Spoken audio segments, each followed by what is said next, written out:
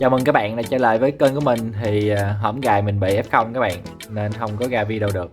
Thì hôm bữa mình độ cái motor này vào cái xe A959 đó các bạn, chạy bốc đầu luôn, rất là nhanh. Và hôm nay chúng ta sẽ thử làm một chiếc Digger từ cái motor này để xem coi nó chạy có nhanh không nha.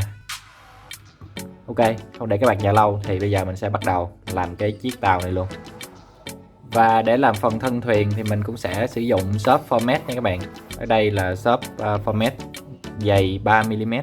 Thì ở đây mình đã vẽ sẵn hết trơn rồi các bạn. Bây giờ chỉ cần cắt ra rồi gáp lại là chúng ta có một cái thân thuyền thôi.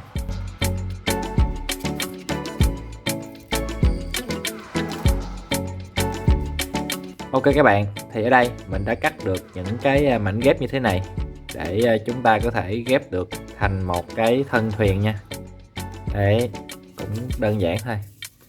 Ở đây là mình làm mấy cái phao nè. Và bây giờ mình sẽ ghép mấy cái mảnh này lại với nhau.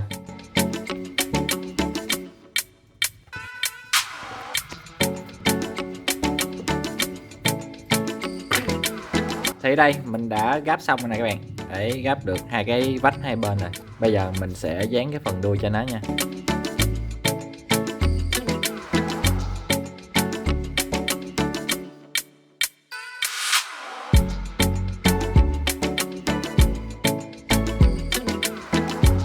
Các bạn, thì ở đây mình đã làm xong cái phần đáy của chiếc thuyền rồi.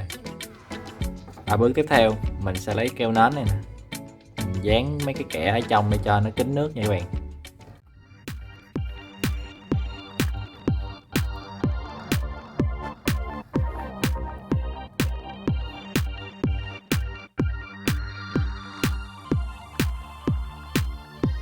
Ở bước tiếp theo thì mình sẽ làm hai cái phao hai bên nha các bạn. Đấy, làm cho nó có cái hình hộp, dạng hình hộp như thế này này.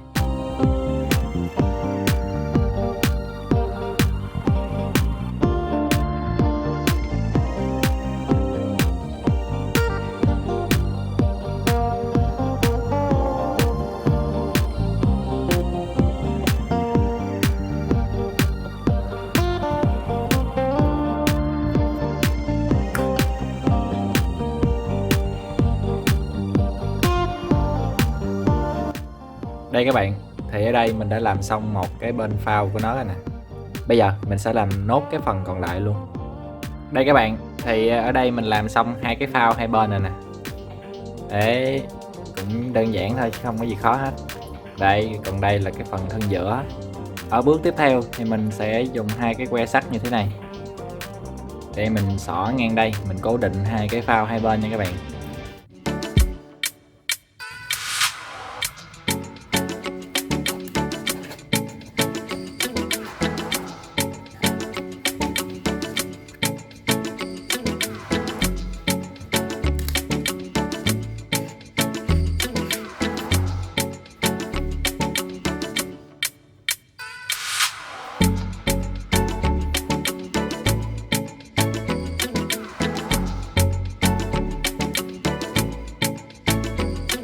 Sau khi đã cố định hai cái que này nè các bạn, thì bước tiếp theo mình sẽ lắp hai cái phao này vào.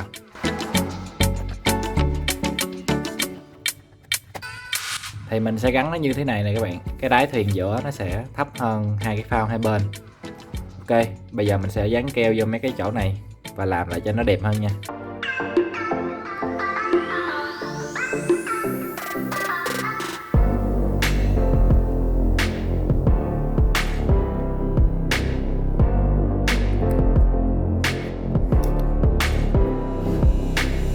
Thì ở đây mình có làm hai cái nút này để che nó lại nè, nhìn cho nó thẩm mỹ xíu. Đấy. Và ngay bây giờ mình sẽ làm cái phần lưng cho nó. Sau đó mình sẽ đem đi sơn rồi mới gắn đồ điện vào nha các bạn.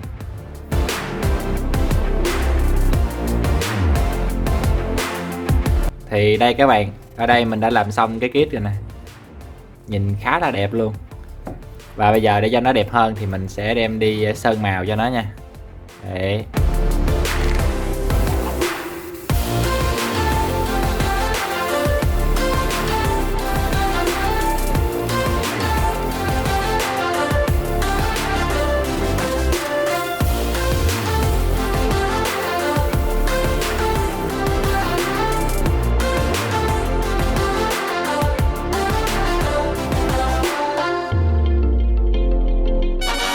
Ok các bạn, thì ở đây mình đã sơn xong cái thuyền của mình rồi.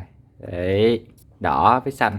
Và ở bước tiếp theo mình sẽ lắp cái motor này, cái chân vịt cùng với cái bánh lái vào trong cái thuyền nha các bạn.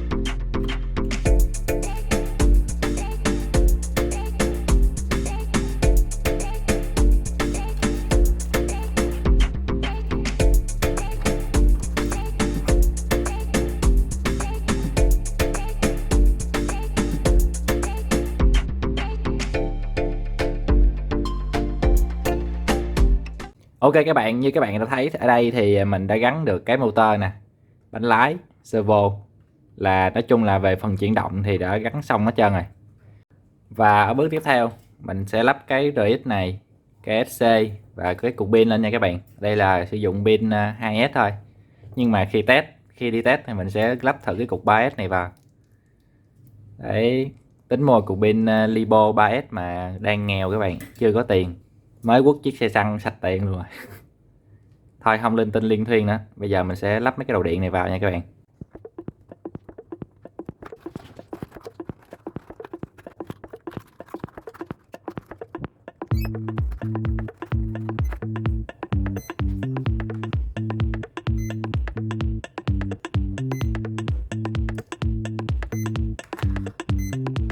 Đây các bạn, thì ở đây mình đã lắp xong đồ điện cho cái chiếc Gigger của mình rồi. Nó đang kêu tít tít tại vì mình chưa kết nối với cái TX á. Bây giờ mình sẽ bật cái TX lên, kết nối rồi mình thử cho các bạn xem nha. Đấy, như vậy là nó đã kết nối thành công rồi các bạn.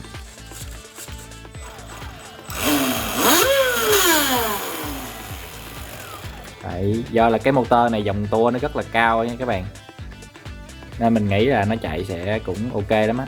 Đây để mình thử cho các bạn xem.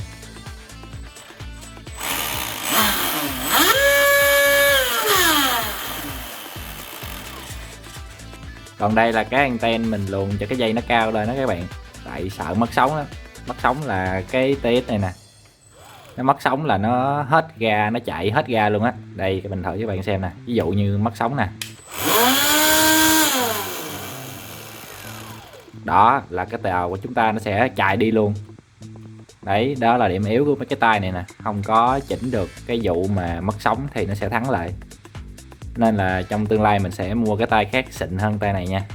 Thì ghê quá, lỡ mất sóng là nó đi luôn á các bạn.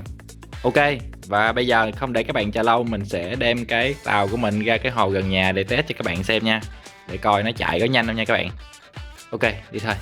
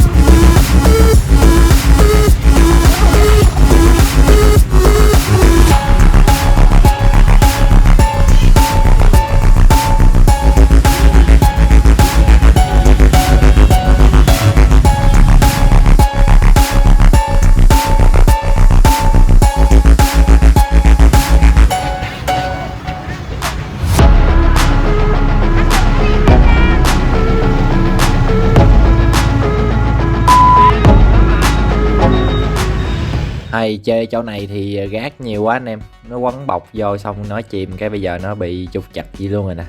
Hay chưa kịp gắn cái cục pin 3S vô test nữa anh em, chắc là lần sau phải kiếm cái chỗ nào nó sạch sạch tí, không có gác test mới được, chứ đây gác nhiều quá test không được gì hết.